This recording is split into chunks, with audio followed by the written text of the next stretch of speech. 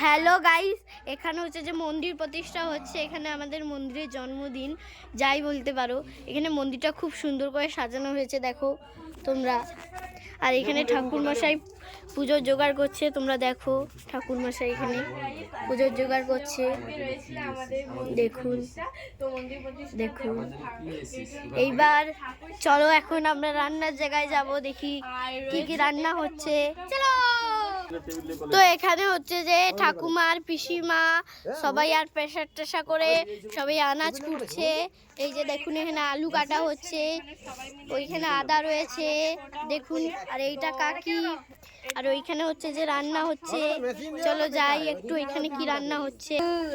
তো এখানে ভোগ রান্না হচ্ছে, ভোগে এখানে আলু ভাজা হচ্ছে দেখুন, আলু ভাজা।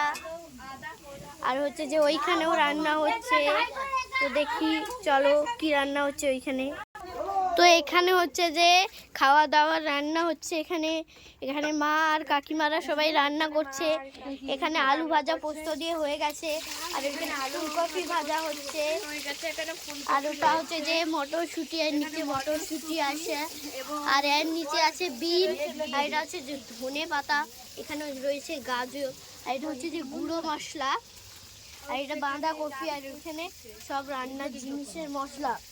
আর ওইখানে ডাল, আর এখানে কাজু কিশমিশ ভেজানো আছে, আর এখানে কুমড়ো হয়েছে, আর ওখানে ফুলকপি ভাজা হচ্ছে দেখুন।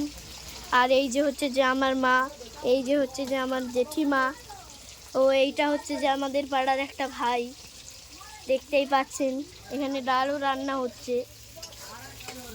তো গাইস, এটাই হচ্ছে যে স্লেস হয়েছে।